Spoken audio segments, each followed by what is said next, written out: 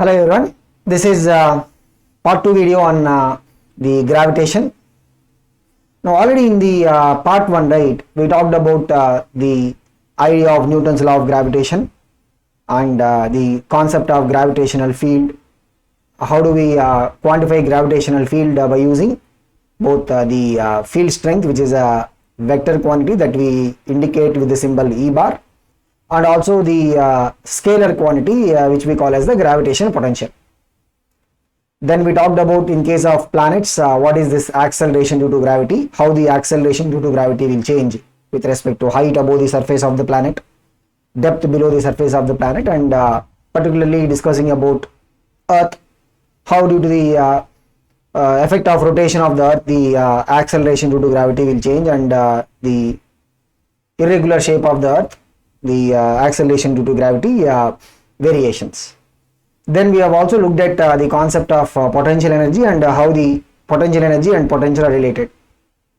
In the end, we have even discussed about the relation between these two quantities. One is the field strength and second is the gravitational potential. What is the relation between these two? And we have even said that this relation will be kind of analogous to what we will see in +2. In +2, when we go to electrostatics chapter, right, we'll talk about the relation between the electric field and the electric potential. It will be analogous to the relation that we see between the gravitational field strength and gravitational potential. Now in the part 2 video, right, which is this one, we will talk about the gravitational binding energy of a planet. And from here we will arrive at the idea of escape velocity. Also we look at the motion of the satellites, the orbital velocity of the satellite, energy of the satellite in orbit, all these things. Then in the end we will conclude the discussion about gravitation by looking at the Kepler's law of planetary motion. So this is what we will be looking at the current video. Now we will begin with the idea of what is the gravitational binding energy. Like say for example, if we say there is a planet of mass capital M, and let's say the radius of the planet is capital R. We take an object of mass small m which is on the surface of the planet. When it is on the surface of the planet, right, the potential energy of the object will be what? This is something that we have seen in our first part video. It will be minus G capital M small m by R. Now the negative energy basically indicates, so whenever we have a system and the energy is negative, it represents what? It represents a system which is binding to each other. So even in electrostatics, when we go to the potential energy of the charged particles, right, what we will see there is if you have a positive charge and negative charge, the potential energy of that positive negative charge pair will be what? It will be negative. Why? Because the same reason, positive charge and negative charge will be binding to each other. Whereas if you take a positive charge and positive charge, or a negative charge and negative charge, then we will see that the potential energy of this combination will be what? Positive. A positive potential energy will indicate repelling system, negative potential energy will indicate a binding system.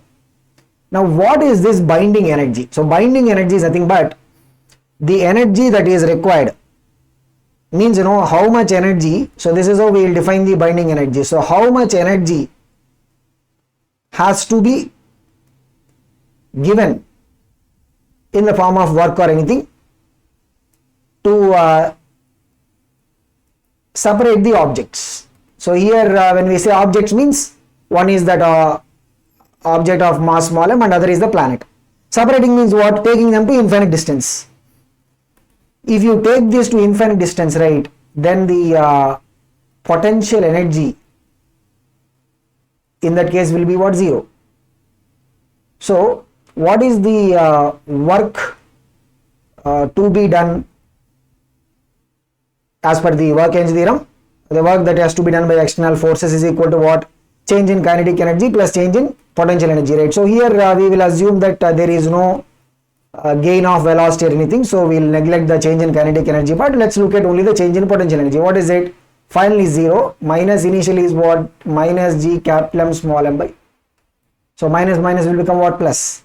So the work that has to be done to separate these two will be what? G capital M small m by r, and this is what we will be calling as the binding energy. So every object will be bound to the planet because of the gravitational attraction, and the energy required to separate them, right, that is what we will be calling as the binding energy. So binding energy in a way, right, can be simply given as what? It will be simply given as, look at this, we can give the binding energy as what? This is a very straightforward kind of relation we can see. Binding energy will be what? Always, how do we measure it? The work to be done to separate, right, means change in potential energy, final minus initial potential energy. So what is the relation we'll have? Binding energy will be always equal to what? Negative of the potential energy of the object and the planet. Okay, so this is how we can look at the. So we know that every object will be bound to the planet close to which it is existing because of the gravitational attraction. So if you want to make an object to escape from the gravitational pull of the planet, how do we make it to escape? Let's say, for example, I have this small object in my hand. I want to make it to escape the gravitational pull of the earth. So what is the thing that I'll think of? I'll just give it some velocity. So if I give it some velocity, means what is happening? It is able to go to some distance and then it is coming down. This is something that we will see in our kinematics also, right? So when we give it some velocity, it will go to some height. That's what we call as the maximum height. After that, it will come down. But whereas if you look at a rocket that is being projected, right, it will be able to successfully escape the gravitational pull of the earth, and it will not be given, like, for this small object, right, I would have probably given it some 5 meter per second or 10 meter per second kind of an velocity. But a rocket would typically be given a velocity which is in the range of some thousands of kilometers per second. So we'll see what is the exact value that is required in order to make an object to escape the gravitational pull of the earth. But the concept of escape velocity, right, is basically what is the minimum velocity that is required in order to make an object to escape from the gravitational pull of the planet. So here we will talk about what is the escape velocity from the surface of a planet, means assuming that we are throwing the object from the surface of the planet.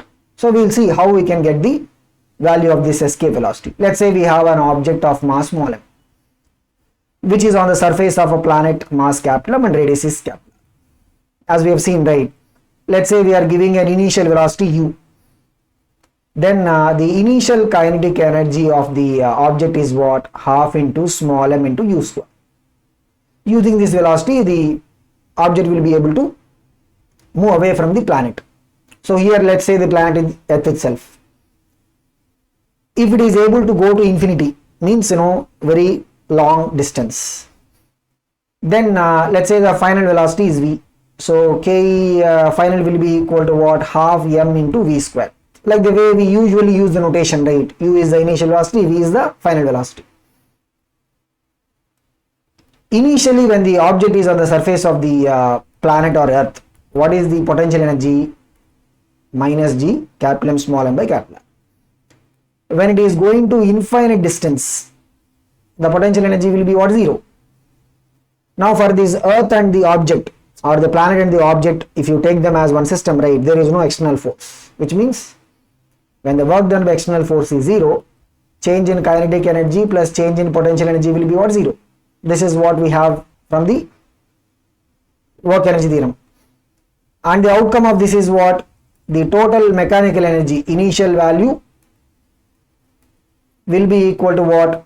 The total mechanical energy final. Conservation of mechanical energy, right? So kinetic energy plus potential energy initial will be kinetic energy plus potential energy final. Just apply it. What is the kinetic energy initial? Half m u square. What is the potential energy initial? Minus g capital M small m by r. Kinetic energy final, half m v square. Potential energy final is what? 0. So here we can see one thing, the small m gets cancelled. and we'll multiply both sides with 2. If you multiply with 2 means what happens? This will be u square minus 2 capital Gm by r is equal to v square. We can rearrange, just take the negative to the other side. We'll take the negative to the other side. So what we'll have, if you take the negative to the other side, we'll be having u square is equal to what? 2 capital Gm by r plus v square. So this is an important relation. In fact, we will be able to solve questions by using the relation. What is it? The relation between the initial velocity u and final velocity when the object is able to reach infinity. Now here itself you can see the value of u. If you take a square root on both sides means what we can write? U can be written as what? Root of 2 Gm by r plus v square. What is this escape velocity concept? It is the minimum velocity that is required so that the object can go to infinity. Look at this u formula. What will be the minimum velocity for u? Because this term cannot be changed. 2 Gm by r cannot be changed. What can be changed? Only the v. What is the minimum value for v square? It will be 0.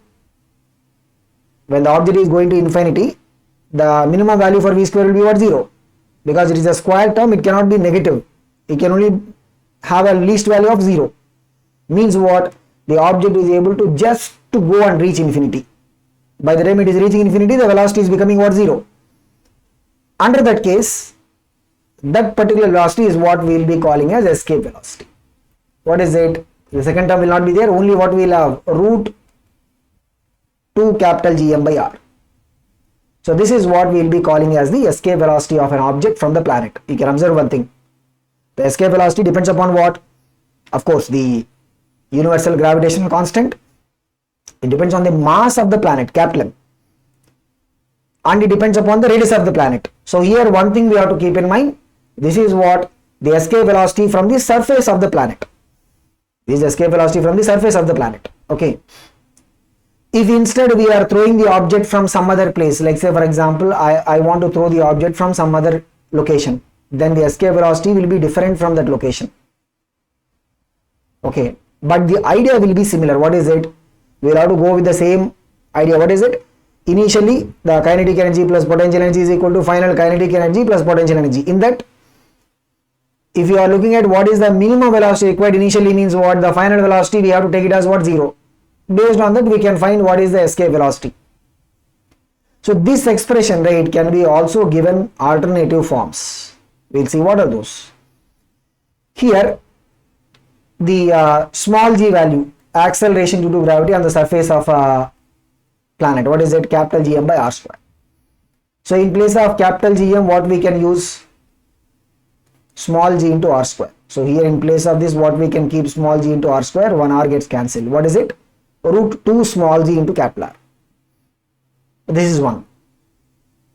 The other expression, because sometimes we can even get questions on that, instead of talking about mass of the planet, because what is capital M here? Capital M is the mass of the planet.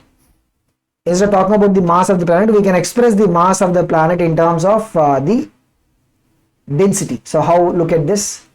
Root 2 Gm by r, right? In place of the mass, what we can express? 4 by 3 pi r cube into rho. 1 r gets cancelled. So what is it? Root 8 pi, because 2 4s are 8. 8 pi g rho r square will be there. 3. So this is another alternative formula that will be in terms of what? The density of the, assuming this planet is what? This planet is like a uniformly dense sphere. Means it's like a solid sphere with uniform mass density. This is the alternative formula. Okay. So one thing we need to keep in mind that escape velocity does not depend upon the mass of the object. Here the small m doesn't even come in the final formula, right? And one more thing, escape velocity does not depend upon the angle of projection. Like normally in our motion in a plane, right, we talked about the maximum height attained. So remember, the H max value, right, that is attained by a oblique projectile. What is the formula for that? Remember, what is it? U square sine square theta by 2g. The h max value will depend upon what is the angle of projection. But here the escape velocity does not depend upon the angle of projection. That is another thing that we need to keep in mind. Okay. Now looking at what are some of the escape velocity values of different planets and even including the moon. Look at what is the escape velocity of the moon, 2.3 km per second. What about the earth here? 11.2 km per second. And look at sun, what is it? 618 km per second. A neutron star, the escape velocity will be as high as 2 into 10 power 5 km per second. Like, we can see, right, in that formula, the formula where we have the density. So the density, wherever the density of that planet or the star is higher, because density, where does it come? It comes in the numerator. Density is higher means what? Definitely the escape velocity value will be higher. Now the escape velocity does not depend upon the mass, shape or size of the object that we are throwing, and even it does not depend upon the angle of projection or the direction of projection. So for earth, what is it? I mean, it's not like we have to remember this value through and through, but we can just give it a try to make a note of it. What is it for the earth? It is 11.2 km per second. As I said before, right, if you are projecting a rocket, means definitely it has to be given a velocity which is more than this 11.2 km per second. Then only it will be able to propel away from the gravitational attraction of the earth. Okay, so this is about the idea of the escape velocity and the binding energy. We will see one sample question. The escape velocity of earth is what? V ES within bracket E, and that's a notation that is being given. The escape velocity of a planet whose radius is 4 times. There is a planet whose radius is actually 4 times, and density is 9 times that of the earth. So here, so we will go with which one? The formula where we will have the escape velocity related to what? The density and the radius. Now escape velocity of the earth, let's say this is the escape velocity of the earth. What is the escape velocity of the earth? As I said, VES within bracket E. What is it? Root 8 pi rho g capital R square by 3. Let's put it as 1. Escape velocity from that other planet, let's call it as what? V dash ES within bracket E. So in this case, what is happening? The planet is having a radius which is 4 times. Means for this planet, right, what is the radius we have to take? It has to be 4r. And density which is 9 times that of the earth. So means the density has to be what? 9 times rho. So just look at the formula, 8 pi. In place of density, what we have to keep? 9 rho we have to keep. G will be as it is because that will not change. In place of r square, what we have to keep? 4r, the square will come. So if we just take a closer look at it, right, 9 we can take out of the root, it will become what? 3. And 4 square, when we take out of the root, it will become what? 4. The remaining as it is inside, what is there inside the root? 8 pi rho g r square by 3. What is this? This is our escape velocity of the earth, right? So what is it? The escape velocity of that other planet will be what? 3 4s are 12. 12 times the escape velocity of the earth. So what is the answer for this? It is option B. I mean, this is a very standard model of question, what we call as a scenario based question. Case 1, earth. Case 2, different planet. Relating the variables. So if you are looking at what would happen when you are throwing an object from the surface of the planet or earth, there can be 2 scenarios. One, if you are giving it a velocity which is less than the escape velocity, then what will happen is the body will attain a maximum height. After that, 2 things will happen. If there is no tangential component of velocity, it will simply come down, it will fall back. If there is a tangential component of velocity, means radial and tangential, 2 components, right? If there is after going to that maximum height, if there is a tangential component of velocity, then the object will basically be going in an orbit. It will basically be moving in the orbit around the planet. So if we are having only the radial velocity given for the object. Once it reaches the maximum height, it has to come down. That's it. It will fall back. If it is also having some tangential component of velocity, then basically it will be able to go around the planet. It will be orbiting. So here in scenario 1, right, the question that can be asked is what is this H max? How do we find this H max, or what is the maximum height to which the object can go? So here the thing is, if you are projecting the particle from the object from the surface of the earth, again here also we are going to use the same concept, the conservation of mechanical energy principle. We will take the mass of the planet to be m, radius is capital R, object mass is small m. Initially, what is the potential energy? Minus G capital M small m by R.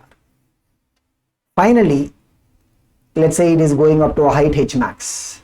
The potential energy will be minus G capital M small m by R plus H max. That is the final potential energy, because we have to get the distance from the center of the earth to the location. What is it? It will be R plus H max. The initial kinetic energy, if we are giving it a velocity u, the kinetic energy will be what? Half m u square. The final kinetic energy, so here we are going with the assumption that there is no tangential component of velocity involved. So the final kinetic energy we will take it to be what? 0.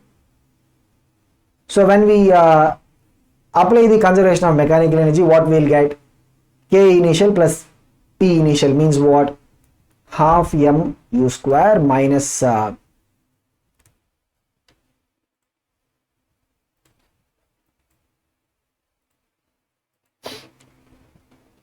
G capital M small m by R is equal to what? Minus G capital M small m by R plus H max. So here we can straight away see that small m gets cancelled. Then we will get an equation. And in this equation you will know u, because that will be given to us. And we will have to find what is H max value. So here, in scenario 1, right, what is it that is expected of us? We will have to find what is the maximum height to which the object will go.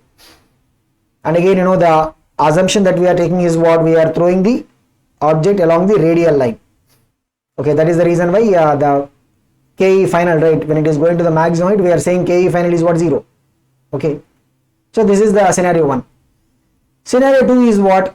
When we are giving it a sufficiently high velocity so that it will be able to go to infinity. Here, the question that can be asked is what is the final velocity when it is reaching infinity? Remember, already we have done this. What is the formula? U square is equal to what? 2 capital Gm by R plus V square. This result already we have seen in the derivation for the escape velocity. So here if you rearrange them, means what we will get?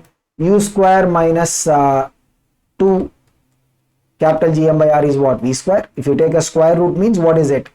U square minus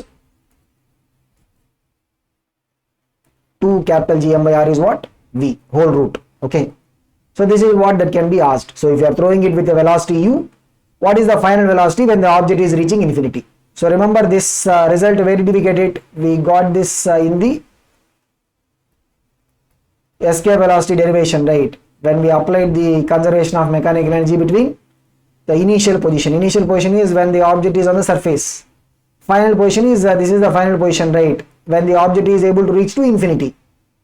Okay, so these are the two scenarios. One, give a velocity less than escape velocity. Second is what? Give a velocity which is more than escape velocity so that it can definitely reach infinity. Then the question that can be asked is, when it is reaching infinity, what is the final velocity?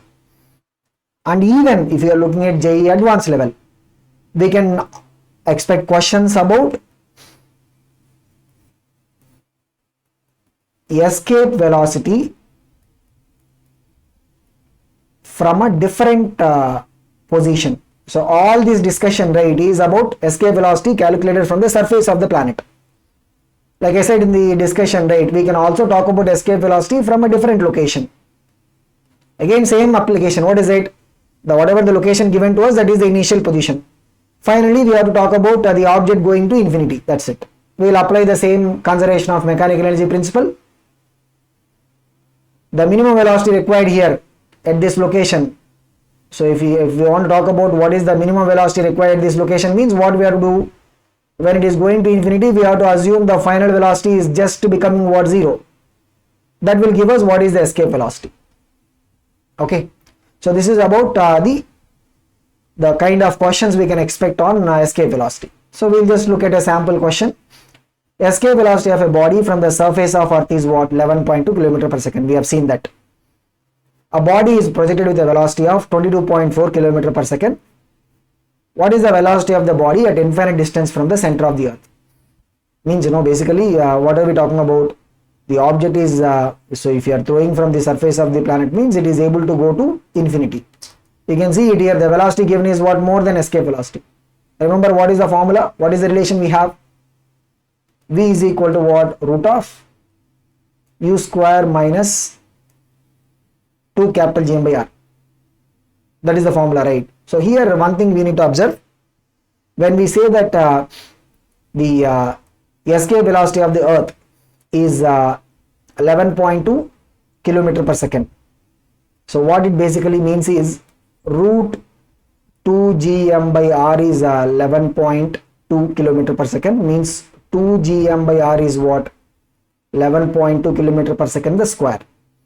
So now look at it. So root of u is what? Initial velocity given is 22.4. So 22.4 the square minus what is the 2 gm by r? 11.2 the square. So this is like what? 2 into 11.2, right? Minus 11.2. Okay, whole root is there.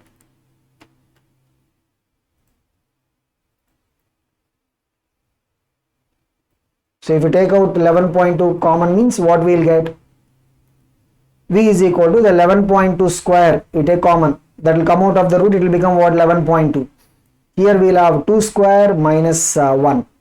So what is it? 11.2 into what is this? 4 minus 1 is 3, root 3. The value will be in terms of kilometer per second. So when the object is reaching infinity, right, what will be the velocity it will have? It will still have a velocity of 11.2 into root 3 kilometer per second. Just that formula, right?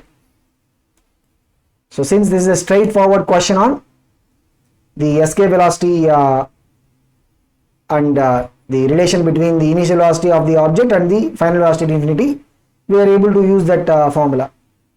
If they make some variation, right, instead of throwing the object from the surface of the planet, because already whatever the relations we have seen, all of them are when the object is projected from the surface of the planet.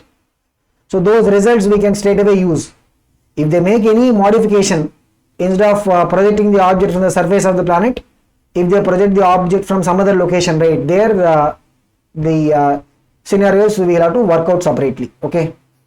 Next, another question. This is a question about finding the H max. A body is projected vertically up from the surface of the Earth with a velocity equal to half the escape velocity.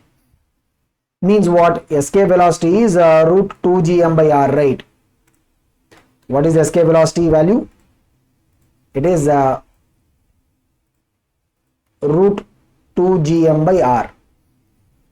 When we say that the velocity given is half the escape velocity, means we are giving it a velocity u which is equal to what? Half the root 2 gm by r. Okay, let's keep it. If r is the radius of the Earth, then the maximum height attained by the body is. So remember, so when you are throwing it from the surface of the planet, so here the initial kinetic energy is what? Half mu square. Potential energy is what? Minus G capital M small m by capital R. Okay, so here we are saying capital M is the mass of the planet and capital R is the radius of the planet. Conservation of mechanical energy. When it is going to the H max, that is where the velocity becomes 0. So kinetic energy will be 0. Potential energy will be what? Minus G capital M small m divided by R plus this H max.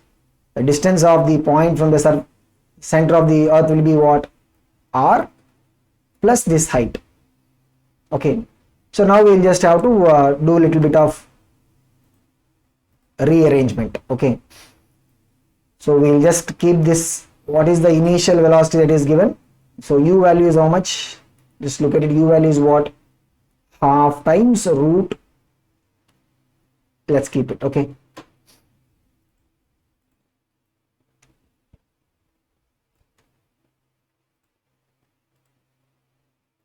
Here one thing, the small m can get cancelled straight away. So what we'll have is half times u square. What is u square means? 1 by 4. So maybe we can cancel the 2 also. Minus g capital M by R is equal to what? G capital M by R plus H. I mean, no, H is basically the H max.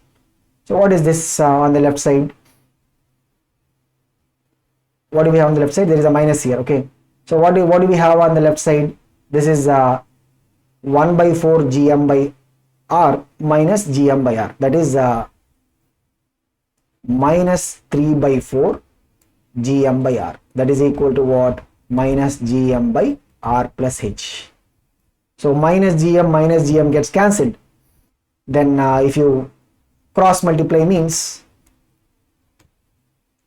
I mean, once we are able to get the conservation of mechanical energy relation, right, after that this is just about doing some simplification. So what is it that we will have? Next step will be, if you cross multiply means what we will get?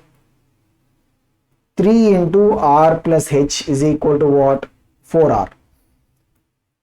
So 3R plus 3H is equal to what? 4R. Take this 3R to the right side. What we will get? 3H is equal to 4R minus 3R. That is basically R. So 3H is equal to R means H is equal to what? R by 3. This is the H max. So what is the maximum height from the surface of the earth that the object can go? It can go up to height of what? R by 3. So we have scenario 1, which is we will give a velocity less than escape velocity. In that case, the typical question will be find the H max. Scenario 2 is what? When we give it a velocity more than escape velocity, then the question will be when it is reaching infinity, what is the remaining velocity? So usually we will expect some questions along these lines in JEE mains level. Okay. So now we have covered about the binding energy and escape velocity concept. Let us move into the second segment. So this video we have like 3 segments. First is the escape velocity, second is the satellite motion. So what is this satellite motion? I mean, so here we are talking about the artificial satellites. Okay, so the satellites that are used for communication, GPS, or military surveillance, weather forecasting. I mean, there are different kinds of satellites which will serve different purpose.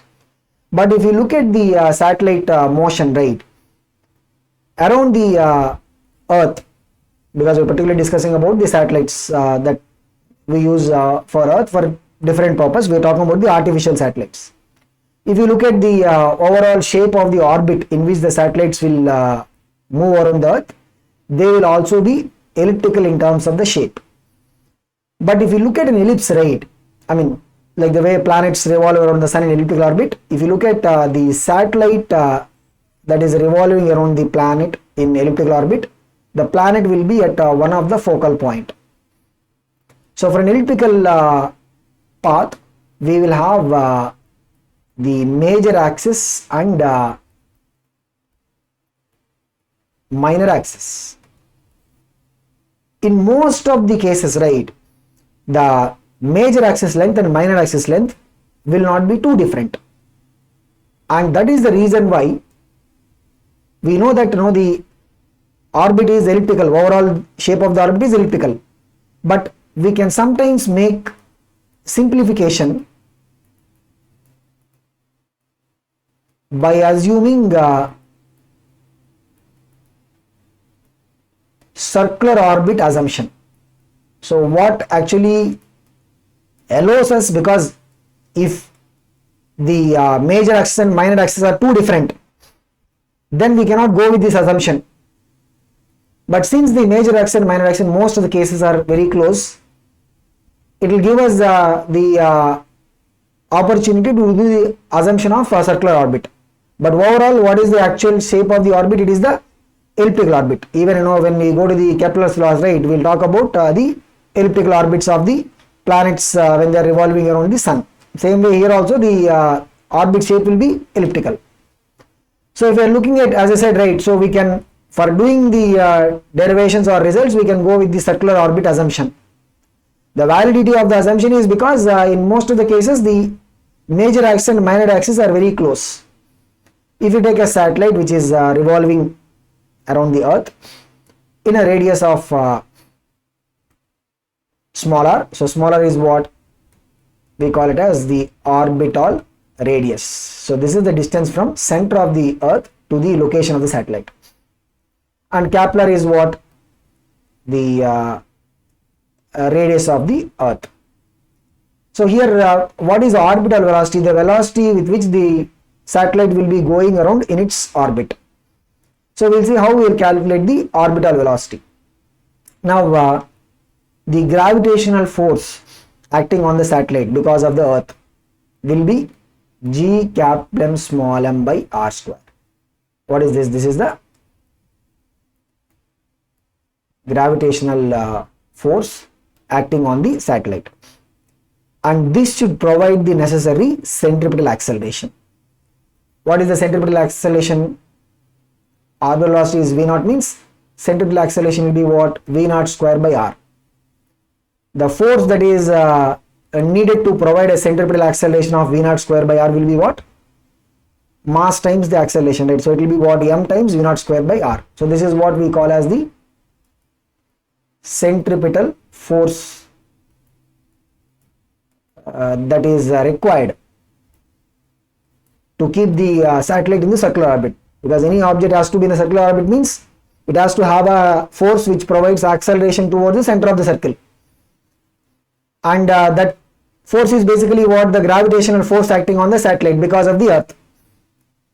So equate both of them. When you equate both of them, right, 1r gets cancelled, small m gets cancelled. So what we'll have is v naught square is equal to gm by r. So v naught will be equal to what? Root gm by r. So this is what we call as the orbital velocity of the satellite. So here one thing we can observe: orbital velocity does not depend upon what is the mass of your satellite, the shape of the satellite, nothing. It depends upon what? The radius of the orbit and the mass of the planet, Kepler.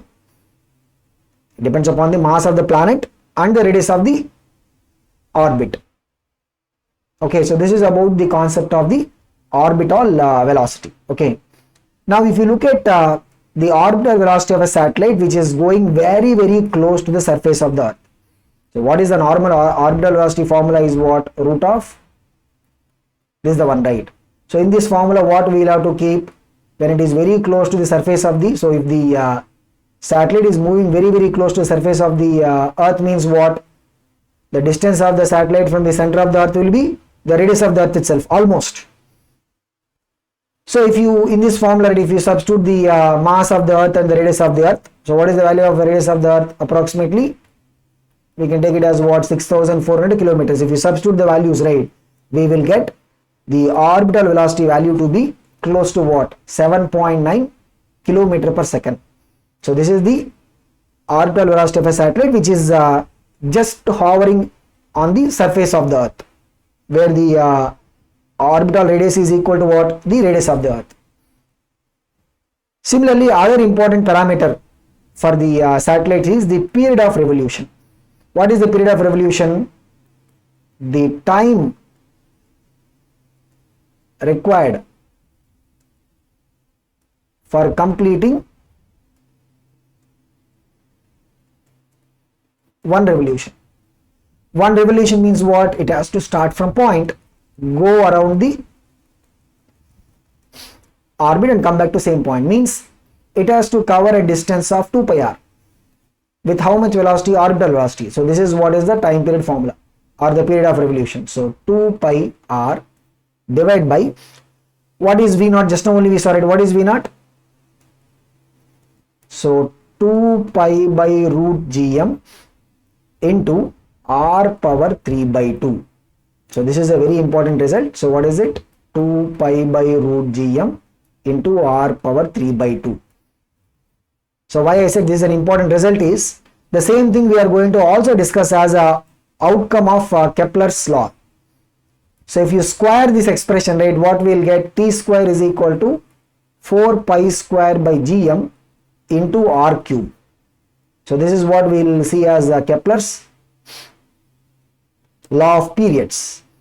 So where the square of the time period of revolution will be directly proportional to cube of the mean distance of the planet from the sun. I mean, here we are discussing about the satellite revolving around the earth. A similar result we will see in the case of the Kepler's laws. Okay, so this is about the period of revolution. Okay, now if you have a satellite which is having a period of revolution which is exactly 24 hours, what is specialty of it? When earth is rotating, right, what is the period? 24 hours. So if you have a satellite which is having exactly the period of revolution 24 hours and it is moving in the same sense as the earth, you can see it is moving basically in the same sense as the earth. So for a point on the surface of the earth, the satellite will always look stationary. So if you are looking at the point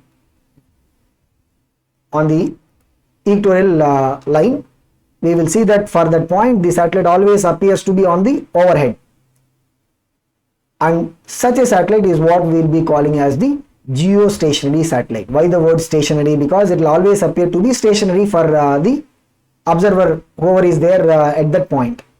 And the geostationary satellites, right, they will be useful in quite a number of applications, especially in the communication, like the communication including satellite phones, the GPS, all these things they will be basically from the geostationary satellite. And for the geostationary satellite, right, since we already have the time period fixed 24 hours approximately, if you put the time period in that formula, right, so what is the formula we have? T square is equal to 4 pi square by gm into r cube. In this formula, if you put the time period as 24 hours and simplify the value of small r is what? Distance of the satellite from the center of the earth.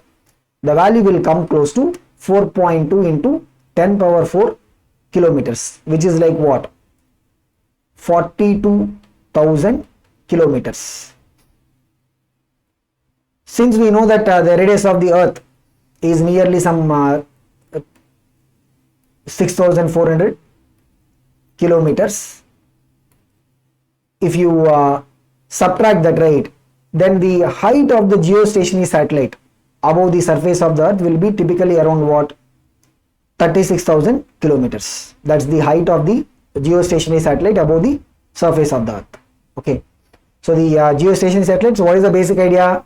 They will rotate in the same sense as the earth's rotation, and the period of revolution will be what? 24 hours. They will be, as we have discussed, they will be useful in communication, especially satellite phones, even GPS. So if you want to cover the entire earth by creating a set of these communication stations, we will be requiring this is little bit beyond our purview of coverage, but we will require a minimum of 3 geostationary satellites. So 3 stationary satellites they can cover. So if you look at the cone beam of communication or the broadcast services for each of them, we will require 3 such satellites to be able to cover the entire earth.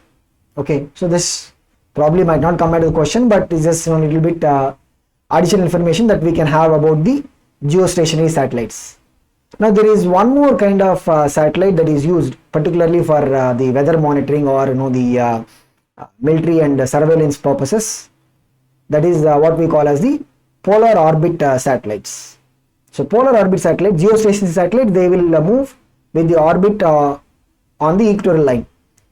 Polar orbit satellites, right, they will be moving in what we call as a low polar orbit. So basically they will pass over the orbit will be basically passing over the poles, and low polar orbit means the height of the satellite above the surface of the earth will be typically 100 to 200 kilometers. That's it. So that's how close they will be moving on the surface of the earth, 100 to 200 kilometers is not small distance, but in comparison to geostationary satellite, remember what is it that we said about geostationary? Typically around 36,000 kilometers above the surface of Earth. Okay, but look at the polar satellites, they will move at a height of 100 to 200 kilometers above the surface of the Earth. Okay, and because we have seen the formula, right? What is the formula? T square is equal to 4 pi square by gm into r cube. When r is less, definitely t also will be less, and it will just take them some 90 minutes for each orbit completion, right? It will just take them some 90 minutes, and they are useful for, as we said, the military spying and other surveillance. All these things will be through these polar orbit satellites. Even like if you are aware of these military encroachments like the Galwan Valley, I'm sure a lot of us would have talked about it in 2020 June, right, where there were news about the Chinese army doing some encroachment or creating some massive military structures near the line of control. So all these things will be monitored, like these images, they are all basically from where these surveillance satellites. Okay, so this is about the polar orbit satellites. And the third aspect related to satellites is the energy of the satellite in an orbit. So energy means we'll have two kinds of energy. One is the kinetic energy. What is it? Half into mass of the satellite into V naught square. Half into, what is the V naught square? It will be gm by r. So what is the kinetic energy? G capital M small m by 2r. This is another way of representing the kinetic energy. Then we have potential energy, the gravitation potential energy, minus G capital M small m by r. So when you add both of them, that is what we call as the total energy of the satellite. So total energy will be what? Potential energy plus kinetic energy. Potential energy is what? Kinetic energy, we will use this expression. What is it? G capital M small m by 2r. So if you simplify it, right, this is like what? Minus x plus x by 2. What is it? It will be minus x by 2, means minus G capital M small m by 2r. So this is what is the total energy of the satellite in orbit. What is the formula for the total energy? Minus G capital M small m by 2r. And here interesting thing is we can look at some relations between the total energy, kinetic energy and potential energy. Look at the expressions. This is the total energy, right? It is, you can see exactly, total energy will be what? Negative of kinetic energy. Total energy will be what? Just negative of kinetic energy. And total energy will be also, this is what? Potential energy, right? Total energy will be also potential energy by 2. So total energy we can say is what? Negative of kinetic energy, or we can also express it as what? Potential energy by 2. But what is the value? The expression is what? Minus G capital M small m by 2r. This is what is the total energy of the satellite in an orbit. And we can note one thing. The period of revolution or the orbital velocity, they don't depend upon the mass of the satellite, but the energy will depend upon the mass of the satellite. Small m is coming in the energy formula. Okay. Now if you want to move a satellite from one orbit to another orbit, like we can talk about geostationary satellite, which is typically having an orbit radius of, as we said, 40,000 kilometer plus. You have a low Earth orbit or a medium Earth orbit. So when you want to move the satellite from one orbit to other orbit, because what is the energy formula? The energy is what? Minus G capital M small m by 2r, right?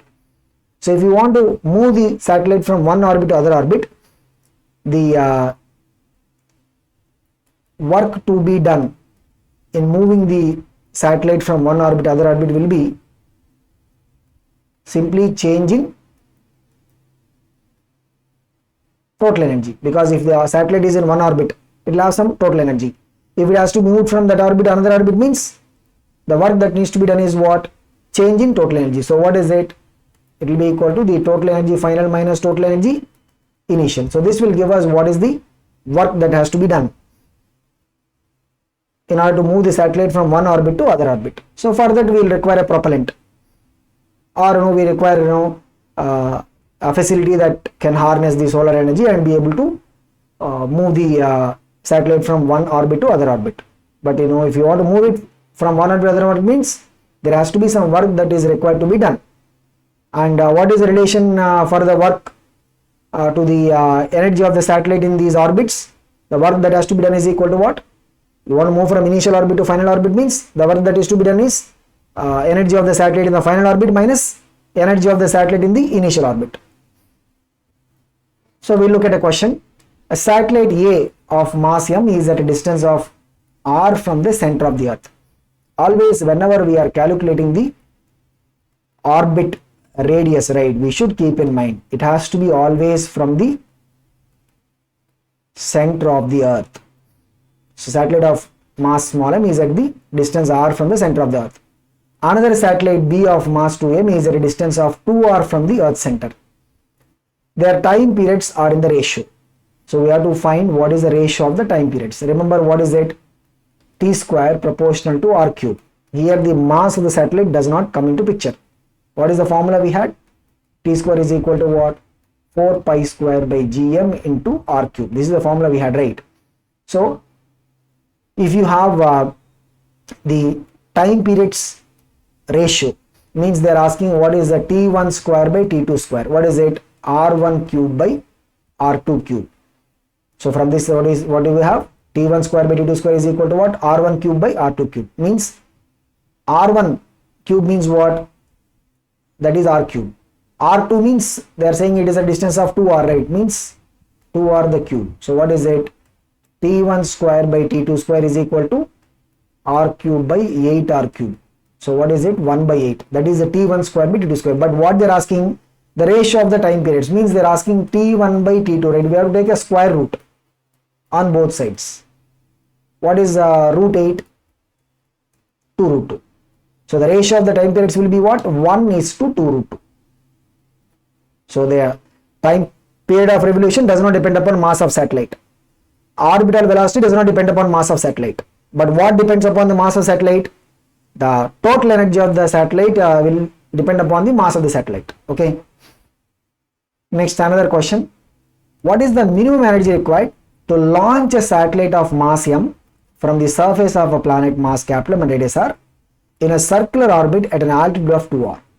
So look at this carefully. So we have the planet of mass m and radius r. So initially it is at the surface. Means initially what is the energy for the satellite, right? Initial energy means initially it is at rest on the surface of the planet. Okay. So means the energy will be only the potential energy. What is it? Minus g capital M small m by r. This is the energy. When it is launched into an orbit of altitude 2r, means overall orbit radius will be what? R plus 2r, or orbit radius is what? 3r. The total energy of the satellite when it is launched into the orbit, what is total energy formula? Minus g capital M small m by 2 times the orbit radius. Smaller we will use. Okay. So what is it? Minus g capital M small m by 2 times. What is the orbit radius here? It is 3r. What is the orbit radius here? It is what? 3r, right? So look at this. If you put 3r means what we will get? Minus g capital M small m by 6r. This is what is the total energy of the satellite when it is launched into the orbit. They are asking what is the minimum energy required to launch the satellite into the orbit. Means what is the work that has to be done, or what is the energy that is to be supplied. The energy required or the work to be done in order to launch the satellite into the orbit will be what? Final energy minus initial energy. So minus of minus becomes what? Plus. So this is what?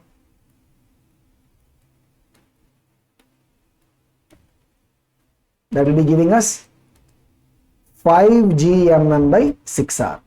So what is the answer for this? It is option A. Check it. So what is the minimum energy required to launch the satellite into the orbit? Means the final energy of the total energy of the satellite when it is in the orbit minus the initial energy of the satellite when it is on the surface of the planet. Okay. So like these kind of questions can be asked relating to the energy of the satellite. Okay, so now we complete the second segment. The third segment is the Kepler's law of planetary motion. So Johannes Kepler, right, he proposed these three laws. One is what we call as the law of orbits. Second is the law of periods, and third is the law of areas. So here one thing that unlike the Newton's laws, there is an importance for the order. So when we talk about the Newton's first law means it is always about the law of inertia. When we say Newton's second law means the relation between the external force and the momentum of the body or acceleration of the body. Third law means what? Action reaction pair. But here we will say three laws, but the order is not important. So Kepler's first law, we should not always say that okay, it is always law of orbits. So this numbering doesn't have any importance, but we have three laws that will kind of provide a better understanding about the solar system. So how the planets revolve around the sun, etc. Okay. So what are these three laws? We'll just go one by one. First we'll start with the law of orbits. So law of orbits is about what kind of orbits a planet will take when it is revolving around the sun. So each planet will be moving in elliptical orbit with the sun at one of the focus of the ellipse. So ellipse is in mathematics we'll call it as a conic section. Circle, ellipse, parabola, hyperbola, all of them we'll call them as conic section. Okay. So ellipse, right, will have two focal points. As we can see, the line on which the focal points will exist, we call this as the major axis, and the line that will be perpendicular to the major axis and bisects it, this is what we will be calling as the minor axis. Generally we will represent a major axis with 2a and a minor axis with 2b. The thing is, when you look at the ellipse equation, let's say this is the position of the planet. The Pf1 plus Pf2 distance, it will always remain constant. What is it? The sum of the distance of the planet from the focal point 1 and focal point 2. That sum will always remain constant. You can see in this visualization also, when you add up these two distances, right, that will always remain constant. So that is also equation, the geometrical equation of the ellipse. We also call it as, how do we represent the locus of the points on the ellipse. Okay, but here the thing is, the position of sun will be at either of the focal point, and the earth or any planet for that matter will be revolving around the sun in the elliptical orbit. So here the important thing is the distance between the sun and the earth, as you can see, will keep on changing. So at some time the earth will be closer to the sun, at other times the earth will be farther from the sun. Not only the earth, the other planets also. So the law of orbits, right, it basically gives us a clarity that the orbit is not a circular orbit, but orbit is in fact what? It's an elliptical orbit. And if you look at the ellipse a little bit, going into the math part of it, as we said, if the sun is here, this is the focal point, and the overall path taken by the planet will be the elliptical path. The position where the planet, so this is the planet position when it is closest to the sun, that is what we call as the perihelion position. What is the perihelion position? That is the closest. The position of the planet when it is farthest from the sun, that is what we call as the aphelion position. So we have two positions. Perihelion is what? Closest. Aphelion is what? Farthest. And as I said, 2a is basically what? The length of major axis. So a will be semi major axis, half of it, from the center of ellipse to the extreme point on the major axis, right? That is what? semi-major axis. Similarly, this side, what is it going to be? Semi-minor axis whose value will be b. And in case of ellipse, right, we'll talk about this parameter called as eccentricity. So eccentricity is there for all the conic sections, not only for the ellipse.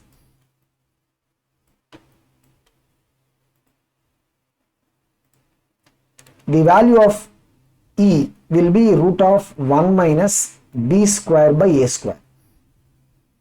And for the ellipse, the value of E will be less than 1. And if you see the importance of this E, because sometimes we can expect questions in JE relating to the value of E or the use of E for the particular elliptical orbit. So look at this. The distance from center of the ellipse to the focal point, that will be equal to what? E times of A, either this side or that side. The distance from the center of the ellipse to the focal point will be what? It will be E times of A. And this distance will be what? A minus E times of A, that is A into 1 minus E. So sometimes, these kind of questions can be asked. So the distance of a planet from sun when it is in the perihelion position, what is it? This value is what? A into 1 minus E. That is the distance of the planet when it is in the perihelion position. The distance of the planet from the sun when it is in the aphelion position, farthest. So look at what is it? Farthest means it is here, right? So this is A and this is what? AE. So what is the total distance? It will be what? AE plus A, that is A into 1 plus E. That is the distance when it is in the aphelion position. So these things also we can make a note of it, so that if there is a question, means we will be able to answer. Okay. And for any orbit at eccentricity, because it is the elliptical orbit, value of E will be what? Less than 1. And what is the value of E related to the B and A? Root of 1 minus b square by a square. Okay. So now the second law, that is the law of areas. If you look at the line connecting the sun to the planet and represent it as a vector, that is what we call as the radius vector or the position vector. The radius vector or the position vector that is drawn from the sun to the planet, it will be sweeping out equal areas in equal intervals of time. Means, say for example, in 1 month, here it is sweeping an area A2. In this position when the planet is there, in the same 1 month it is sweeping an area A1. So the value of A1 will be equal to A2, that's it. So in equal intervals of time, wherever is the position of the planet, it does not matter. The area that is swept by the radius vector, that will be what? Same. So this is what we call as the law of areas. And if you look at it, right, the law of areas is nothing but it's an outcome of the conservation of angular momentum. Law of areas is nothing but it's an outcome of conservation of angular momentum. So how is it? We will see. When you look at, of course, what we need to keep in mind is the orbit is not a circular orbit. The orbit of the planet is what? It's an elliptical orbit. When you look at the position of a planet, let's say this is the sun. This is the r bar. And velocity vector will be like this.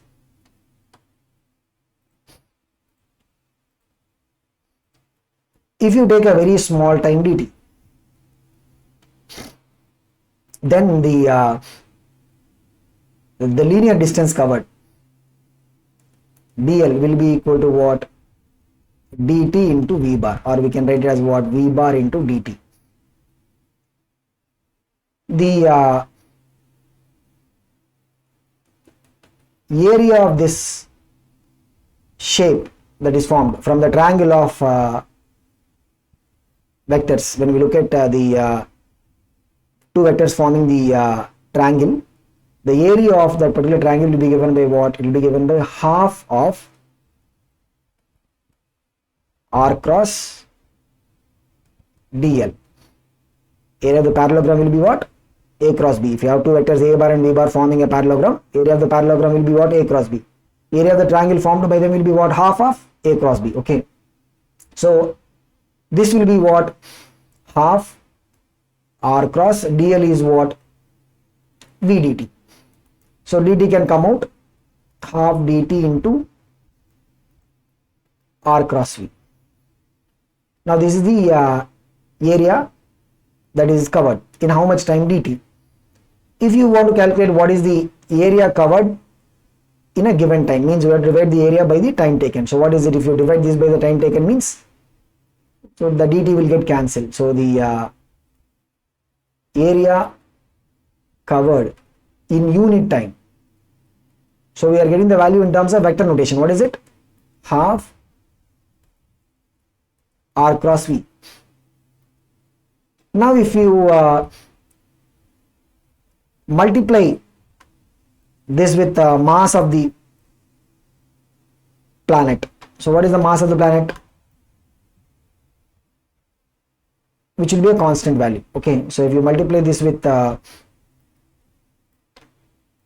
mass of the planet, what we will get? So just look at it. So this is the area covered in a unit time by the planet. Okay, so if you multiply this with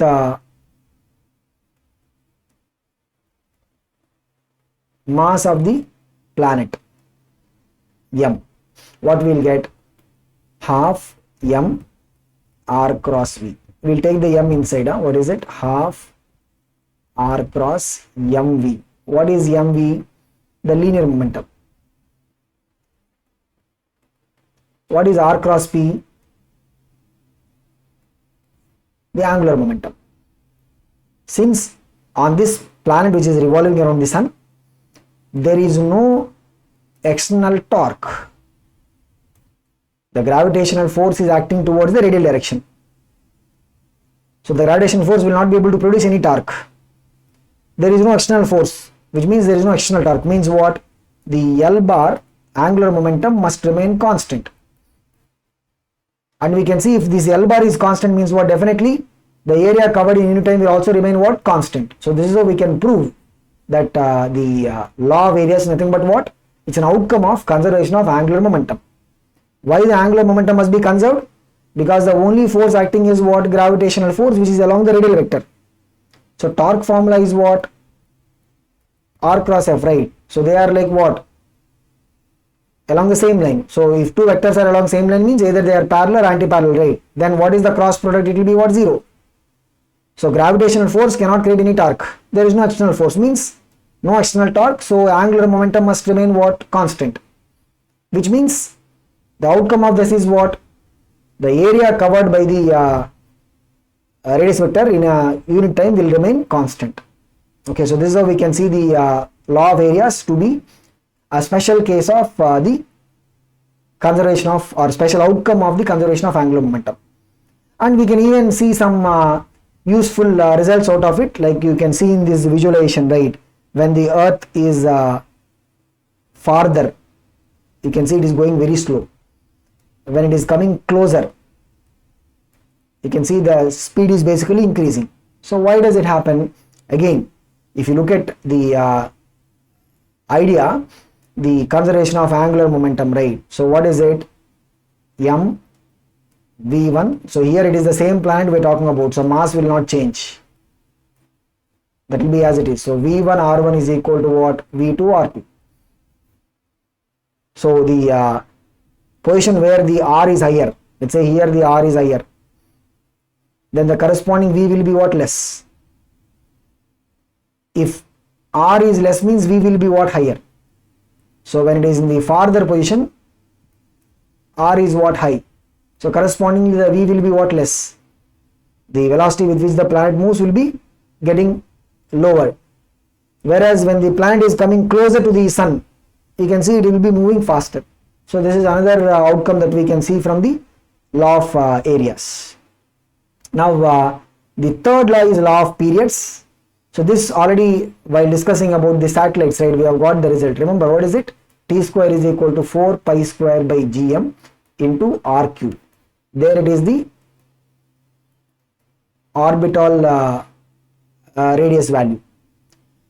So the planet, considering it is the elliptical orbit, the distance from planet to sun will not be a constant value. So we will take the mean distance from sun to the planet. So we are not doing the derivation here, but for the elliptical path, right, the mean distance, this we can, in mathematics probably you might have the derivation also, the mean distance of the point on the ellipse to the focus, that will be equal to the semi-major axis. So which is what, if you put the mean distance as Kepler, that will be equal to what semi-major axis means, A. And the relation will be t square, square of time period of revolution, will be directly proportional to what, the cube of semi-major axis of the orbit. Semi-major axis, why are we saying semi-major axis? This is the mean distance of the planet from the sun. Okay, so either we can say t square proportional to a cube or t square proportional to what, r cube. So r is basically representing what, the mean distance, and mean distance value will be semi-major axis, which is equal to what, a. And we can see clearly how it is correlating with what we have got in case of the satellites. In case of satellites, so we got similar correlation, right? There also, what is it, t square proportional to r cube. But of course there in the derivation we have gone with the assumption of circular orbit. Okay, so now because the orbit of a planet around the sun is not a circular orbit, it is an elliptical orbit, right? We will see what are the outcomes. The orbital speed will not be constant. It will be variable. Remember, when the planet is farther, it moves very slow. We can see here it is moving what, slow.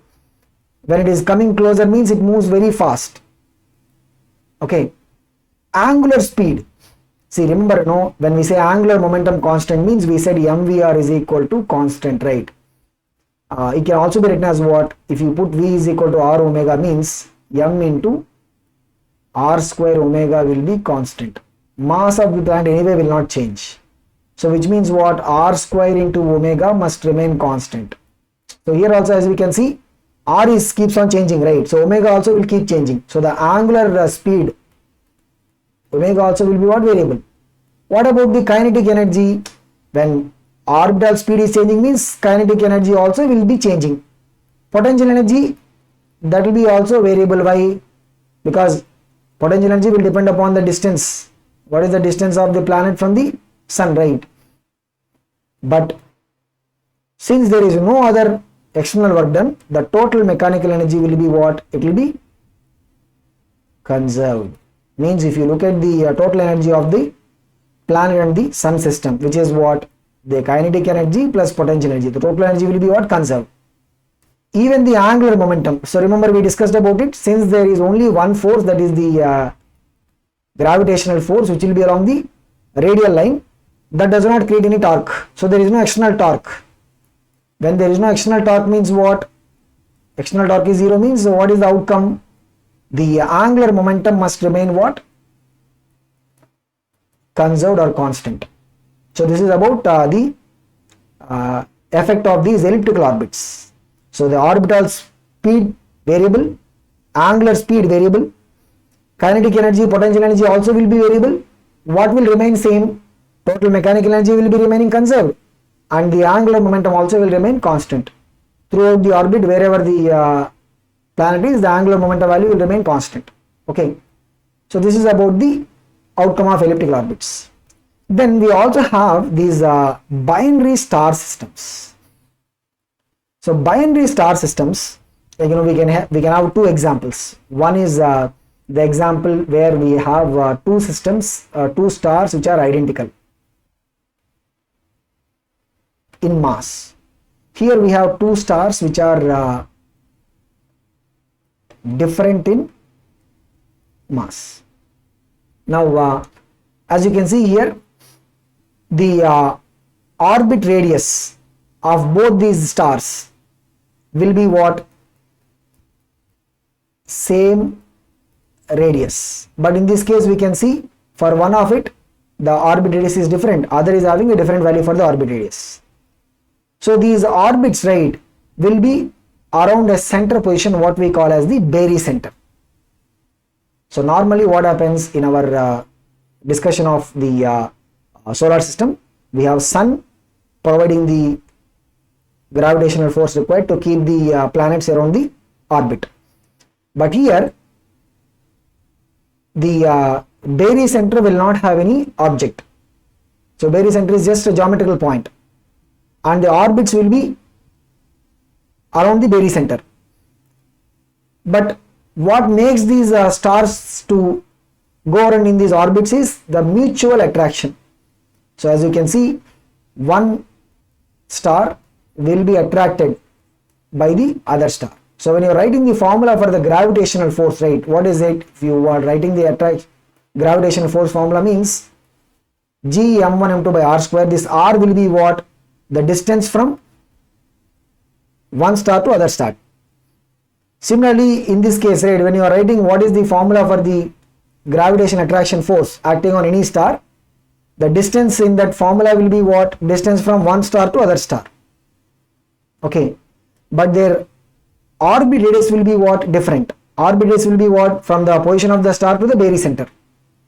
So this is about the binary star systems that we have as a special case. So this is about the gravitation part 2 video, and hope we have covered all the required things in terms of the theory part. Again, so only when we go and look at the problems, we will be able to understand how these things will get applied. Okay, so do practice all the past year mains and advanced questions, and even whatever the videos we made on the past year questions, please do go through that so that you will have continuity of it. So here we have discussed the theory mostly, and when you look at the past years, you will be able to see the connect. Okay, so we'll see in the next chapter.